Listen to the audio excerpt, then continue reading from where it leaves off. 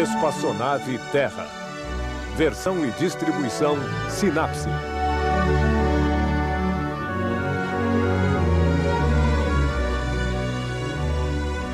Terra, nossa nave espacial.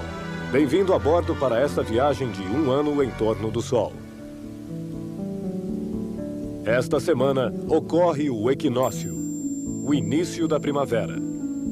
Nós sentimos nossa viagem em torno do Sol graças às estações: verão, outono, inverno, primavera e, de novo, verão. Como seu eixo é inclinado, a Terra se apresenta ao Sol sob ângulos diferentes. Quando a Terra está aqui, o Sol, ao meio-dia, está à vertical do hemisfério sul. Lá embaixo é o verão, enquanto na maior parte do dia, o hemisfério norte está à sombra, é o inverno.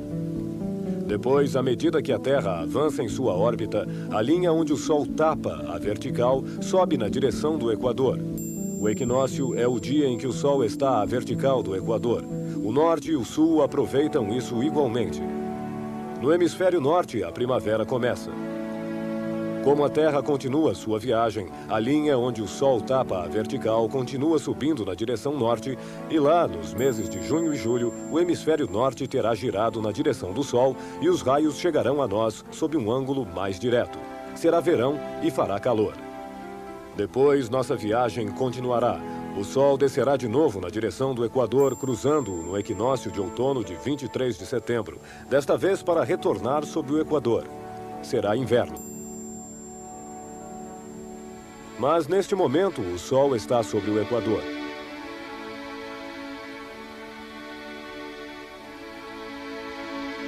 É nesta época de equinócio que as grandes marés se formam.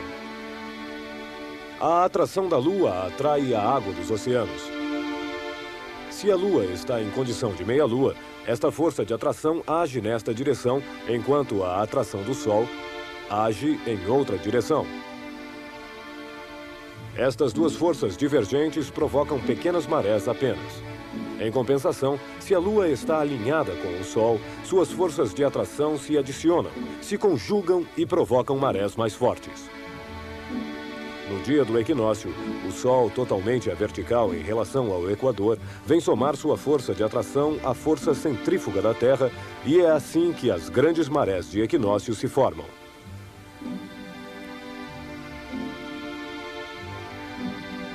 Um outro fator é importante para as marés: a distância da Lua. A órbita da Lua é uma elipse.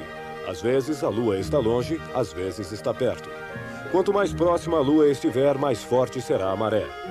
Este ano, por exemplo, as marés mais fortes não acontecem no momento do equinócio, mas em fevereiro, pois nesta época a Lua estava próxima à Terra.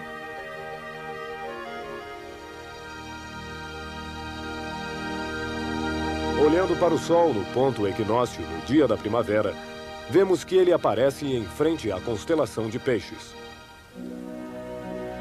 O eixo da Terra, há milênios, descreve um círculo e muda um pouco sua inclinação. O Equador, evidentemente, também muda de inclinação bem lentamente. Se o Equador muda de inclinação, o dia do equinócio também mudará, já que o equinócio ocorre quando o Sol está à vertical do Equador. Há 3.000 anos, no dia do equinócio, o Sol ficava na frente da constelação de Peixes. Atualmente, ele se encontra no limite desta constelação. Pouco a pouco, durante os séculos que estão por vir, o Sol, no dia do equinócio, não estará mais em Peixes, e sim em Aquário. Veja por que ouvimos falar sobre o começo da Era de Aquário. Os astrônomos chamam isto a precessão dos equinócios. O deslizamento bem lento do Sol, de Peixes, na direção de Aquário.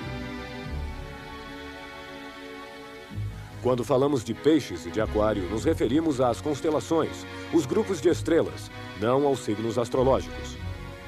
Os astrólogos não reajustaram seus signos a este deslizamento do equinócio. Por isso, há milênios, os signos astrológicos estão deslocados em relação às estrelas. Esta semana, dobramos a velocidade de Marte, o planeta vermelho que circula na órbita vizinha exterior. A Terra, em órbita interior, mais rápida do que Marte, o ultrapassa a cada 2 anos. Durante esta manobra de ultrapassagem, deslizamos pouco a pouco entre o Sol e Marte. Sol, Terra e Marte estão alinhados. Marte está em oposição ao Sol. Isso significa que, olhando da Terra no momento em que o Sol se põe a oeste, Marte nasce a leste. À meia-noite, podemos achar Marte um pouco mais amarelo que as estrelas, olhando na direção sul. Quando a Terra se junta ao eixo Marte-Sol, Marte fica em frente ao Sol. Ao meio-dia, o Sol fica a sul e à meia-noite é Marte que fica a sul. Marte é o único planeta onde os astrônomos poderão andar num futuro próximo. Uma sonda foi colocada lá em 1976 para coletar amostras e analisá-las. Atualmente, outras sondas estão a caminho de Marte. Elas chegarão em Marte em julho e setembro.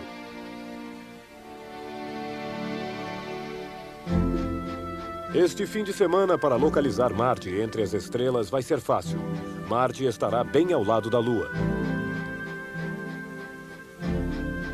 Enquanto viajamos em torno do Sol, esquecemos que a Terra arrasta consigo uma enorme coluna de sombra de 12 mil quilômetros de largura.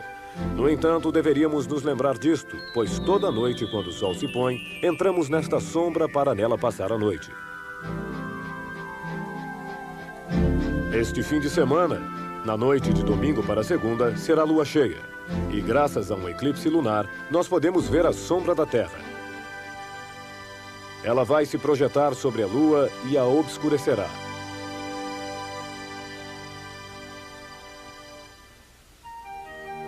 Há algumas semanas, Sol, Lua e Terra estavam tão bem alinhados que a sombra da Lua batia sobre a Terra.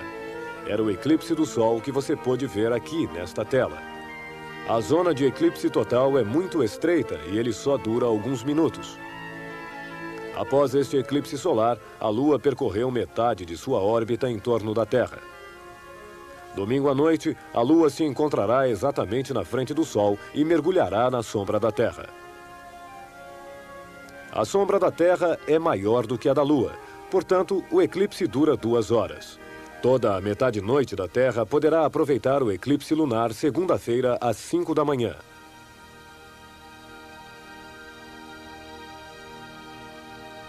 Então, segunda-feira, não esqueça de programar o despertador.